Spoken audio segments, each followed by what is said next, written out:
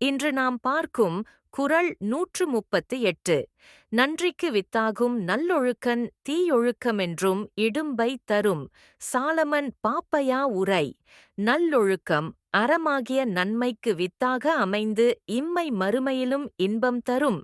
தீயொழுக்கமோ துன்பமே தரும். திருவள்ளுவர் விளக்கம். தருமம் நன்மை ஆகியவற்றிற்கு வித்தாக நல்லொழுக்கம் அமையும். தீயொழுக்கம் எப்போது இடையிலும் துன்பமளிக்கும். நல்லொழுக்கம் இருக்குமிடத்தில் இன்பமும் நன்மையும் விளையும். தீயொழுக்கமுள்ள இடத்தில் துன்பமும் சேதமும் வந்து சேரும். சாலமன் பாப்பையா.